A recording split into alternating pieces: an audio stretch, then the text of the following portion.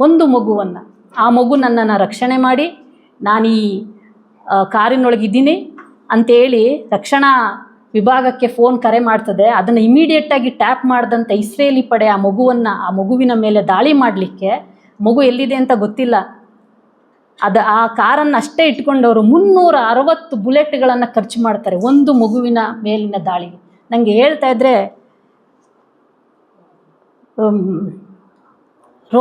ರೋಮಾಂಚನ ಅಂತ ಹೇಳೋಕ್ಕಾಗಲ್ಲ. ಅದು ನಾವು ನಾವು ಅಂಥೇಳಿ ನಾವು ಒಂದ್ಸರಿ ತಿರುಗಿ ನೋಡ್ಕೋಬೇಕು.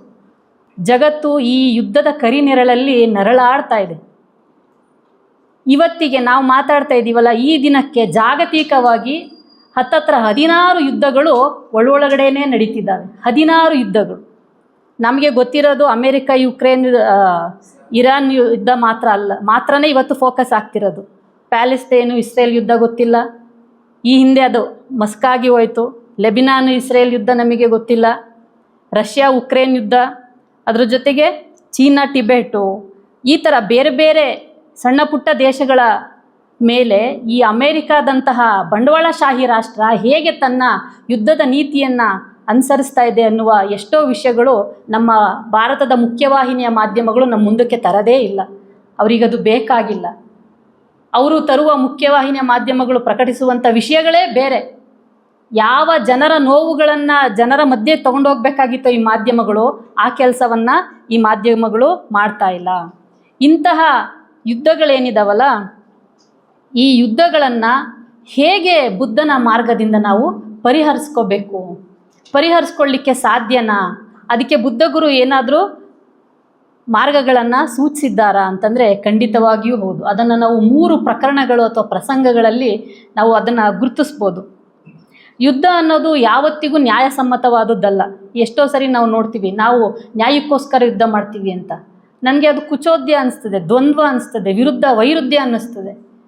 ಯುದ್ಧವನ್ನು ನೀವು ನ್ಯಾಯ ಅಂತ ಹೆಂಗೆ ಹೇಳ್ತೀರಿ? ಅದನ್ನು ನ್ಯಾಯಸಮ್ಮತ ಅಂತ ಹೆಂಗೆ ಹೇಳೋಕ್ಕಾಗುತ್ತೆ? ಅದು ನ್ಯಾಯಸಮ್ಮತವಾದದ್ದಲ್ಲ ಅಂತೇಳಿ 1970 ಒಂದು ಹಾಡು ತುಂಬ ಜನಪ್ರಿಯವಾಗ್ತದೆ. ವಾರ್ ಅನ್ನೋದು ಆ ಹಾಡಿನ ಶೀರ್ಷಿಕೆ. ಅದೇನಪ್ಪ ಅಂದರೆ, ಇದರಿಂದ ಏನು ಪ್ರಯೋಜನ? ಇದರಿಂದ ಏನು ಪ್ರಯೋಜನ? ಖಂಡಿತವಾಗಿಯೂ ಏನೂ ಇಲ್ಲ. ಇದು 2 ಸಾಲು ಆ ಹಾಡಿನ ಸಾಲು. ಅದು ಇನ್ನೂ ಮುಂದುವರೆದು ಇದೆ ಹಾಡಿನ ಸಾಲು. ಇದನ್ನು ಅಮೇರಿಕ ವಿಯೆಟ್ನಾಂ ಯುದ್ಧದ ಸಂದರ್ಭದಲ್ಲಿ ಎಡ್ವಿನ್ ಸ್ಟಾರ್ ಅನ್ನೋನು ಬರೀತಾನೆ ಈ ಹಾಡುಗಳನ್ನು. ಇವತ್ತು ಈ ಹಾಡು ಯಾರೆಲ್ಲ ಯುದ್ಧ ವಿರೋಧಿಗಳಿದ್ದಾರಲ್ಲ ಅವರ ಮುಖ್ಯ ಹಾಡಾಗ್ಬಿಟ್ಟಿದೆ. ಯುದ್ಧ ಏನಿದರ ಪ್ರಯೋಜನ? ಏನೂ ಇಲ್ಲ ಅನ್ನೋಂಥದ್ದು. ಇವತ್ತು ಅಮೇರಿಕಾದ ಗಲ್ಲಿಗಳಲ್ಲಿ ಬೀದಿಗಳಲ್ಲಿ ಆ ದೇಶದ ಅಧ್ಯಕ್ಷನ ಯುದ್ಧದ ನೀತಿಯನ್ನು ವಿರೋಧಿಸಲಿಕ್ಕೆ ಈ ಹಾಡನ್ನು ಮುಖ್ಯವಾದ ಹಾಡುಗಳನ್ನಾಗಿ ಅಮೇರಿಕದ ಜನ ಇವತ್ತು ಬಳಸ್ಕೊತಿದ್ದಾರೆ. ಬರೀ ಅಮೇರಿಕದ ಜನ ಮಾತ್ರ ಅಲ್ಲ, ಯಾರೆಲ್ಲ ಯುದ್ಧ ಬೇಡ ಅಂತ ಅನ್ಕೋತಿದ್ದಾರೋ ಅವರೆಲ್ಲರೂ ಕೂಡ ಈ ಹಾಡನ್ನು ತಮ್ಮದಾಗಿಸ್ಕೊಂಡಿರೋದನ್ನು ನಾವು ನೋಡ್ತೀವಿ. ಇದೊಂದು ಪ್ರಮುಖವಾದ ಯುದ್ಧ ವಿರೋಧಿ ಗೀತೆ ಅಂತಲೇ ಜಾಗತಿಕವಾಗಿ ಹೆಸರನ್ನು ಪಡ್ಕೊಂಡಿರೋವಂಥದ್ದು. ಮತ್ತು ಈ ಯುದ್ಧಗಳನ್ನು ನೋಡಬೇಕು. ಯುದ್ಧಕ್ಕೂ ಒಂದು ನಿಯಮ ಇದೆ. ನಾವು ನಮ್ಮ ಪೌರಾಣಿಕ ಕಥೆಗಳಾದ ರಾಮಾಯಣ ಮಹಾಭಾರತವನ್ನು ಓದಿದರೆ ನಮಗಲ್ಲಿ ಯುದ್ಧದ ನೀತಿಗಳಿದ್ದಾವೆ. ಯುದ್ಧ ಯಾವಾಗ ಮಾಡಬೇಕು, ಯಾರ ಮೇಲೆ ಬಾಣ ಪ್ರಯೋಗ ಮಾಡಬೇಕು, ಯಾವ ಸಂದರ್ಭದಲ್ಲಿ ಸೀಸ್-ಫೈರ್ ಅಂದರೆ ಯುದ್ಧ ವಿರಾಮವನ್ನು ಘೋಷಣೆ ಮಾಡಬೇಕು, ಇದಕ್ಕೆಲ್ಲ ಒಂದು ನಿಯಮ ಇದೆ. ಆದರೆ ಇವತ್ತಿನ ಯುದ್ಧಗಳು ಇವೆಲ್ಲವನ್ನು ಗಾಳಿಗೆ ತೂರಿದವೆ.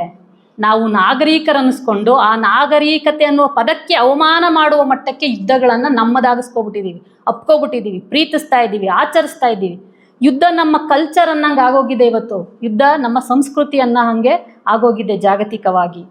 ಶಾಲೆಗಳ ಮೇಲೆ ಕ್ಷಿಪಣಿಗಳ ದಾಳಿಗಳು ನಡೀತಿದ್ದಾವೆ, ಆಸ್ಪತ್ರೆಗಳ ಮೇಲೆ ಕ್ಷಿಪಣಿಗಳ ದಾಳಿಗಳು ನಡೀತಿದ್ದಾವೆ, ಜನವಸತಿ ಕೇಂದ್ರಗಳ ಮೇಲೆ ದಾಳಿಗಳು ಮಾಡ್ತಿದ್ದಾರೆ, ಗುಂಡಿನ ಸುರಿಸ್ತಿದ್ದಾರೆ. ಇವರು ಒಂದು ಮಗುವನ್ನು ಸಾಯಿಸಲಿಕ್ಕೆ ಇವರು 360 ಬುಲೆಟನ್ನು ಹೊಡಿತಾರೆ ಒಂದು ಕಾರಿಗೆ ಅಂತಂದರೆ ಈ ಯುದ್ಧದ ಕ್ರೌರ್ಯತೆ ಎಂಥದ್ದು ಅಂತ ನಾವು ಊಹೆ ಮಾಡ್ಕೋಬೇಕು. ಒಂದು ಮಗುವನ್ನು, ಆ ಮಗು ನನ್ನನ್ನು ರಕ್ಷಣೆ ಮಾಡಿ ನಾನು ಈ ಕಾರಿನೊಳಗಿದ್ದೀನಿ ಅಂಥೇಳಿ ರಕ್ಷಣಾ ವಿಭಾಗಕ್ಕೆ ಫೋನ್ ಕರೆ ಮಾಡ್ತದೆ. ಅದನ್ನು ಇಮಿಡಿಯೇಟಾಗಿ ಟ್ಯಾಪ್ ಮಾಡಿದಂಥ ಇಸ್ರೇಲಿ ಪಡೆ ಆ ಮಗುವಿನ ಮೇಲೆ ದಾಳಿ ಮಾಡಲಿಕ್ಕೆ, ಮಗು ಎಲ್ಲಿದೆ ಅಂತ ಗೊತ್ತಿಲ್ಲ, ಆ ಕಾರನ್ನು ಅಷ್ಟೇ ಇಟ್ಕೊಂಡವರು 360 ಬುಲೆಟ್ಗಳನ್ನು ಖರ್ಚು ಮಾಡ್ತಾರೆ ಒಂದು ಮಗುವಿನ ಮೇಲಿನ ದಾಳಿಗೆ. ನನಗೆ ಹೇಳ್ತಾ ಇದ್ದರೆ ರೋಮಾಂಚನ ಅಂತ ಹೇಳೋಕ್ಕಾಗಲ್ಲ. ಅದು ನಾವು ಮನುಷ್ಯ ನಾವು ಅಂತೇಳಿ ನಮಗೆ ನಾವು ಒಂದ್ಸರಿ ತಿರುಗಿ ನೋಡ್ಕೋಬೇಕು. ರೋಮಗಳೆಲ್ಲ ನಿಂತ್ಕೊತಿದ್ದಾವೆ.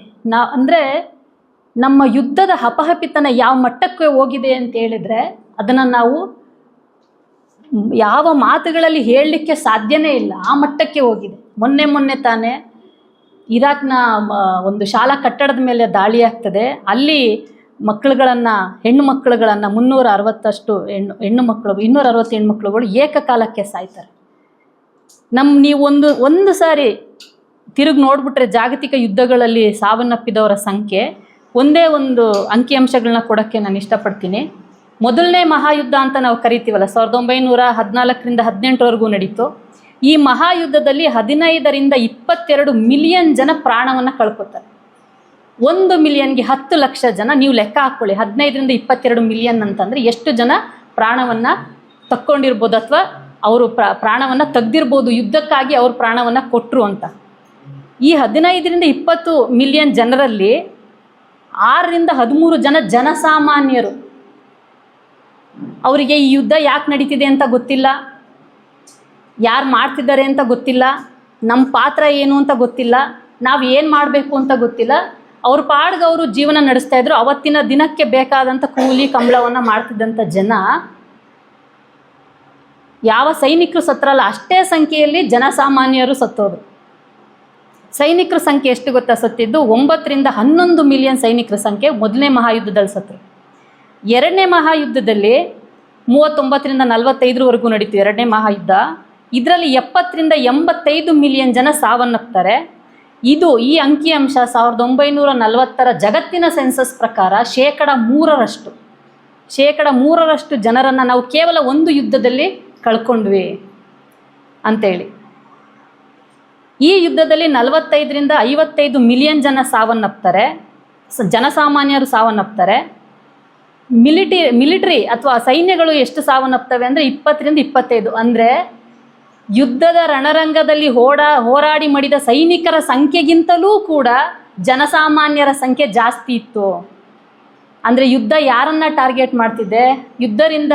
ಯುದ್ಧದಿಂದ ಯಾರು ಒಂದು ರಕ್ತಸಿಕ್ತ ಚರಿತ್ರೆಗೆ ಒಳಗಾಗ್ತಿರೋರು ಯಾರು?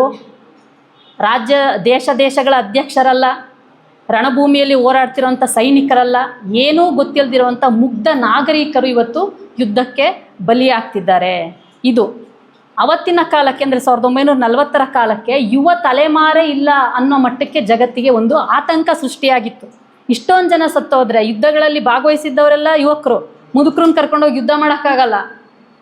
ಈ ಕಾರಣಕ್ಕಾಗಿ ಆವತ್ತಿನ ಕಾಲಘಟ್ಟದ ಯುವ ತಲೆಮಾರೇ ಸತ್ತೋಯ್ತು, ಇಲ್ದಂಗಾಯಿತು, ಅದೊಂದು ದೊಡ್ಡ ಸ್ಪೇಸ್ ಕ್ರಿಯೇಟ್ ಆಯಿತು ಅಂತ ಜಾಗತಿಕ ಮಟ್ಟದಲ್ಲಿ ಒಂದು ಆತಂಕ ಸೃಷ್ಟಿ ಮಾಡ್ತದೆ ಈ ಯುದ್ಧಗಳು. ಅಂತಂದರೆ ಈ ಯುದ್ಧದ ತೀವ್ರತೆಯನ್ನು ನಾವು ಹೇಗೆ ಅಳಿಬೇಕು? ಹೀಗೆ ನಮ್ಮ ಮಾನವನ ಇತಿಹಾಸ ಇದೆಯಲ್ಲ, ಇದು ಯುದ್ಧದ ರಕ್ತ ಸಿಕ್ತ ಅಧ್ಯಾಯಗಳಿಂದ ಮುಚ್ಚೋಗಿದೆ. ನಾವು ತುಂಬ ಹೇಳ್ಕೊಳ್ಳುವಂಥ, ತುಂಬ ಭಾಷಣ ಮಾಡುವಂಥ ಘಟನೆಗಳಂದ್ರೆ ಇಲ್ಲ. ನಾವು ಮಾಡಿರೋ ಅನ್ಯಾಯಗಳನ್ನ ಹೇಳಿ ಅಂತಂದರೆ ಪುಟಗಟ್ಟಲೆ, ಸಾವಿರಾರು ಪುಟಗಟ್ಟಲೆ ಗ್ರಂಥಾಲಯಗಳನ್ನು ನಿರ್ಮಾಣ ಮಾಡುವ ಗಟ್ಟಲೆ ನಾವು ಬರ್ಕೋಬೋದು. ಅಂಥ ರಕ್ತ ಸಿಕ್ತ ಇತಿಹಾಸವನ್ನು ನಾವು ಯುದ್ಧದ ಕಾರಣಕ್ಕಾಗಿ ಬರ್ಕೊಂಡಿದ್ದೀವಿ. ಇದು ಕೇವಲ ಒಂದು ದೇಶದ ಸಮಸ್ಯೆ ಅಲ್ಲ, ಇದನ್ನು ನಾವು ನೆನ್ಪಿಡಬೇಕು ಯಾವಾಗಲೂ. ಯುದ್ಧ ಎಲ್ಲಿ ನಡೀತಿದೆಯೋ, ಯಾವ 2 ದೇಶಗಳ ನಡುವೆ ನಡೀತಿದೆಯಲ್ಲ ಅದನ್ನು ಮಾತ್ರ ಬಾಧಿಸಲ್ಲ, ಇಡೀ ಜಗತ್ತನ್ನು ಬಾಧಿಸ್ತದೆ, ಇಡೀ ಜಗತ್ತಿನ ಆರ್ಥಿಕತೆಯನ್ನು ಬಾಧಿಸ್ತದೆ, ಇಡೀ ಜಗತ್ತಿನ ಅಂತಾರಾಜ್ಯ ಸಂಬಂಧಗಳನ್ನು ಬಾಧಿಸ್ತದೆ. ಮತ್ತೆ ಇಲ್ಲಿ ಬಲಿಯಾಗೋರು ಯಾರಪ್ಪ ಅಂತಂದರೆ ಇದೇ ರೈತ, ಕೂಲಿ, ದಲಿತ, ಅಸ್ಪೃಶ್ಯ, ಮಹಿಳಾ, ಕಾರ್ಮಿಕ ವರ್ಗಗಳೇ ಈ ಯುದ್ಧಕ್ಕೆ ಬಲಿಯಾಗುವಂಥ ವರ್ಗಗಳು.